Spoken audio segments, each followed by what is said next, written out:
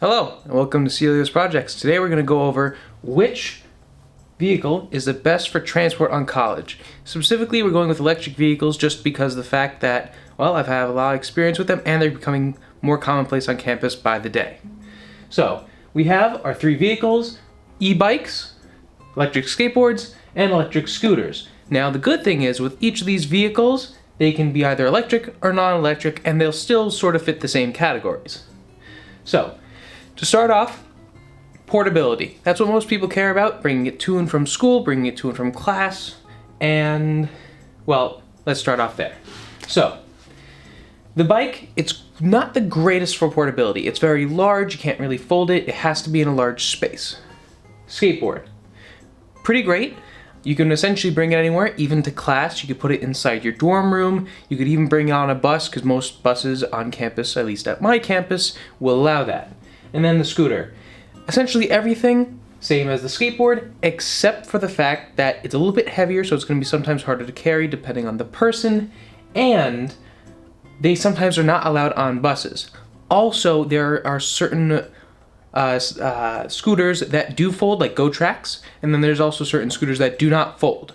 So, assuming you get a folding scooter, they'll be pretty good, and yeah. So, in my opinion, from best to worst, 1 being the best, 3 being the worst, portability goes skateboard at 1, scooter at 2, and then bike at 3. Now, there is the caveat with foldable bikes, but realistically, if you're buying an electric bike and you're getting a foldable bike, it sort of doesn't count. Only because they are very uncommon on my campus. I've seen maybe 2 or 3 foldable bikes. Meanwhile, I've seen at least 20 electric bikes. I even own one, too. So, now cost. Now, what I mean by cost does not mean maintenance or anything else. I specifically mean how much is it going to cost for you to actually purchase the parts or the actual just vehicle by itself, assuming you get it pre-made, which most people will do. So, to start off with, start with the bike. It's going to cost quite a bit for an electric bike. Again, this is an electric bike. For a normal bike, you could get one for as cheap as $100. Granted, it's not going to be the best, but you can still get one. So, starting off with the bike, it's going to be pretty expensive, assuming you get a good bike, sometimes close to $1,000. If you want a good bike, that would be the same quality as the skateboard or the scooter. So, it's going to be pretty expensive. Skateboard. Depending on what type of brand you buy, it could be relatively cheap or it could be fairly expensive. Most oftentimes, they're a bit more expensive just because of the safety mechanisms on there that will stop you from just getting thrown off if something happens. And then last but not least, the scooter. The scooter, I've seen most on campus just because of how cheap they are.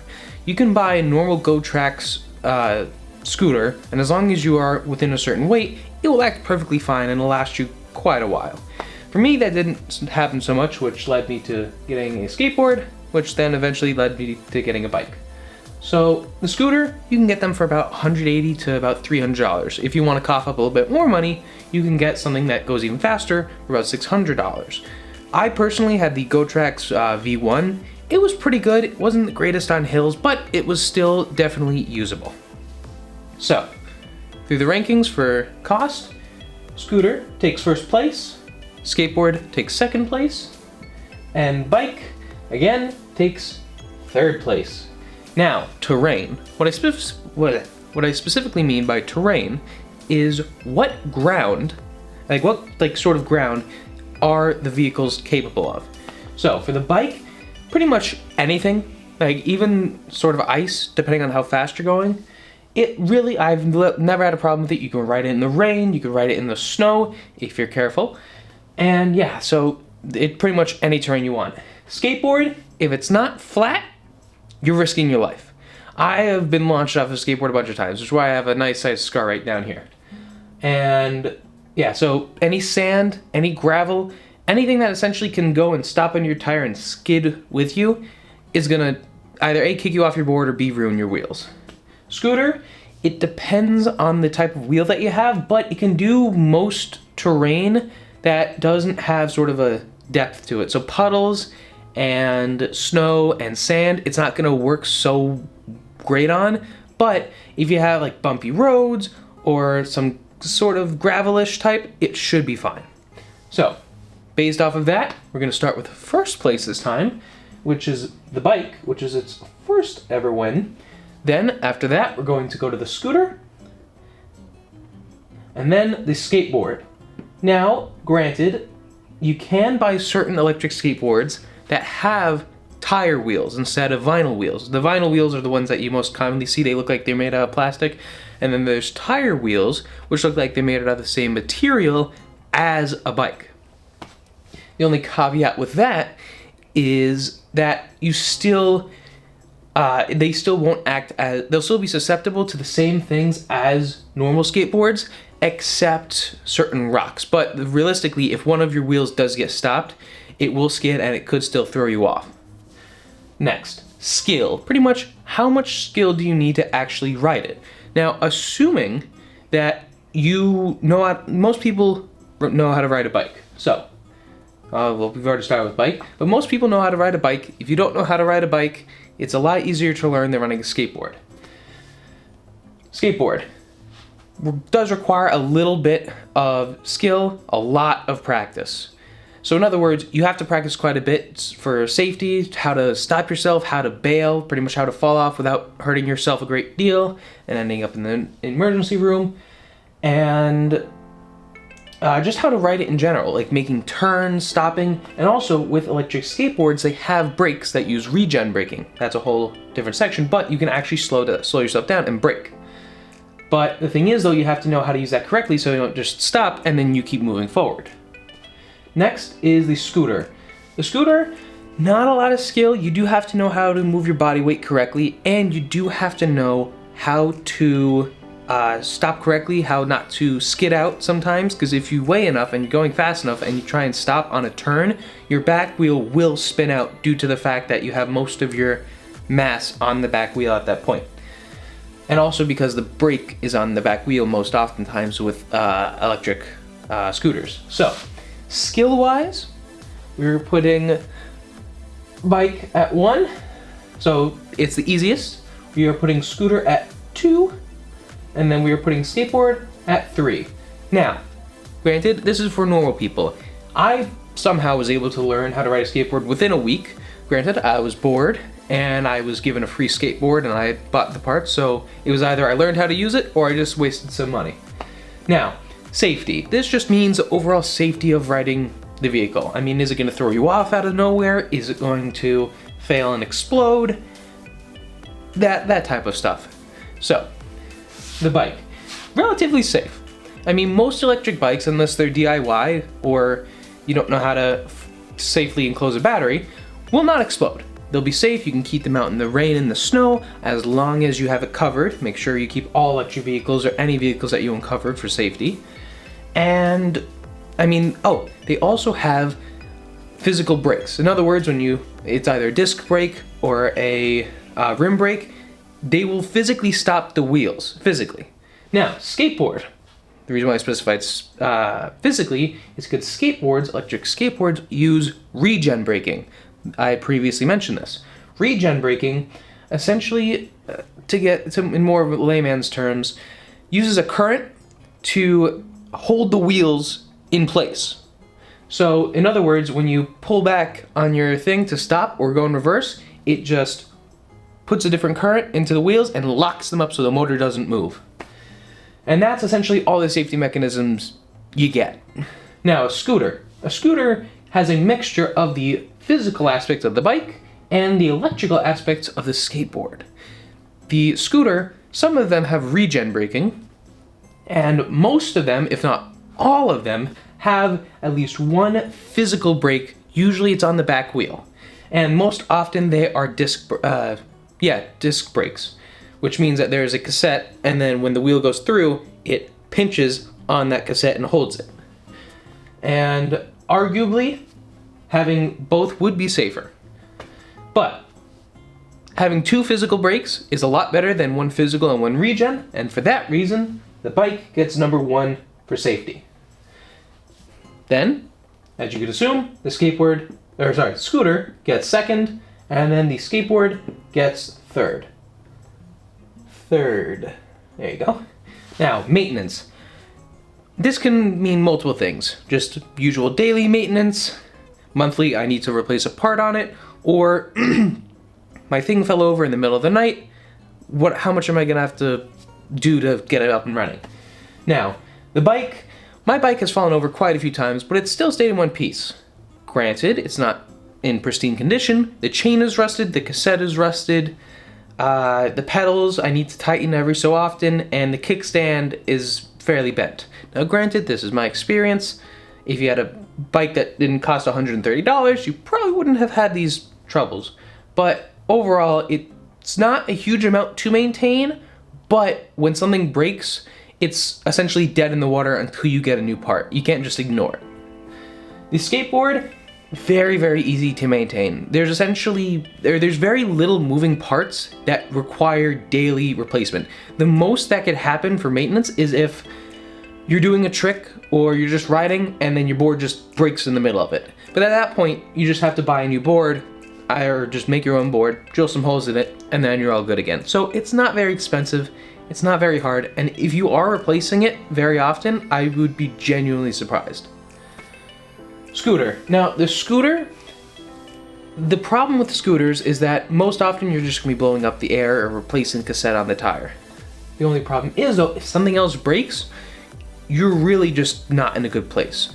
It's very hard to get replacement parts for electric scooters just because of how complex they are. Because they have to essentially fit all of the stuff that could be on a bike inside of the realm of a scooter. For example, the steering column on certain bikes, specifically GoTrax bikes, are the location of the battery. So in other words, if you go and you hit a pole and you bend that steering column, you've essentially destroyed your battery, which means you'd have to buy a whole new battery. It's not a great way to maintain your stuff, and it will take a while, and if something breaks that the company is not willing to send you a replacement part for, or a part that you can't afford, it essentially just becomes a large paperweight. And at least with a skateboard, if your skateboard just stops working, or electric skateboard stops working and you don't want to replace the battery, you can at least hang it on your wall. It'll look pretty cool. So, on that point, I'm going to give the bike a level 3 maintenance. So it comes in third, the skateboard level 1, and the scooter level 2. Now again, just keep in mind, this is sort of not for a scooter, I know I badmouth the scooter a little bit more than the bike. The only thing is though, with a scooter, pretty much if you run a bike into a pole and bend something on the frame, it's going to be dead anyway. So it's sort of just, it's a little bit harder to get the parts in, but if you break an electric bike in any aspect, you're really dead in the water. At least with a scooter, if the motor stops working, you can at least push a little bit. So, DIY. This is sort of my own category. More of if you wanted to make your own, how easy would it be? And I could tell you from experience, because I have done it with each of these 3 vehicles, the bike, it's really easy to do if you go a hub motor. Now, a hub motor means that the back of the wheel or the front of the wheel is just a motor. It's really cool, they just rotate in place. I'll actually, right now I'll post a photo of it right about here-ish, which is the wheel that's currently on my bike right now. Skateboard. You could do so much. You can get a new motor controller. Well, granted, you could do the same with the bike. But specifically for a skateboard, you can change the board out, you can change the bushings, which is the thing that controls how much your bike, or how much your skateboard turns. You can change the wheels, and you can change the remote, you can change the grips, you can change a lot of it. And then the scooter, which effectively, there's not really much you can do to build your own scooter. I mean, in my experience, building a scooter is just very hard because of the fact that you have to act on a pivot point, which isn't really the easiest because you're taking the physical mechanics of a bike and trying to cut that down to about the size of a skateboard, and you're just sacrificing the best aspects of a bike and a skateboard for a DIY. Realistically, you're never going to see someone with a DIY scooter unless they've had a scooter before that broke that they modded themselves, which we will be talking about down here.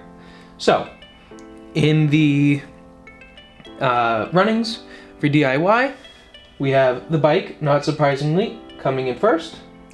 I missed that. Coming in first. We have the skateboard coming in second.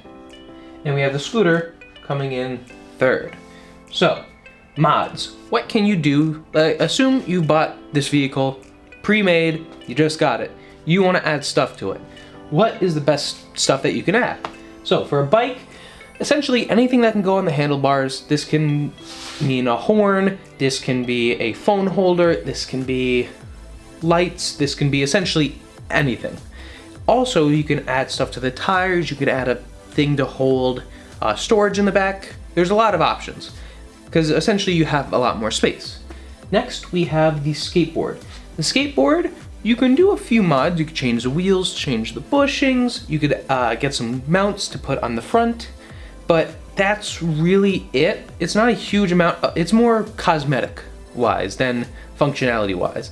And then for the scooter, you can also do about the same things because you still have a handlebar like the bike. Granted, it'll be a little bit harder to find stuff, but most often you could just buy a neck adapter, which, let's say this is the bike, what do you call it? This is the bike thing that would clamp on. You would just get something that essentially fills in the gap around here, and so it makes it smaller, so it's good for smaller dimensional, or smaller diameter pipes.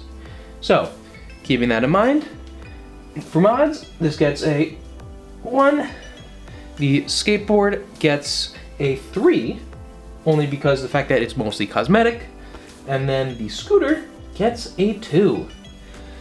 Alright, now we get to the lifespan. Essentially, how long will you need to go before replacing any part? Battery, motor, yeah, I guess just battery and motor. So, for a bike, it's going to last you a very, very long time, assuming you don't use your battery poorly. This means revving it up and then stopping, revving it up and stopping, not leaving it out in the wetness and puddles, dumping it, throwing it places. Yeah, it'll last you a very, very long time. Skateboard. It will last you a pretty long time. You might need to replace the wheels. The battery should act about the same as a bike. Granted, the bikes have more capacity in their batteries, but a skateboard will last you quite a bit.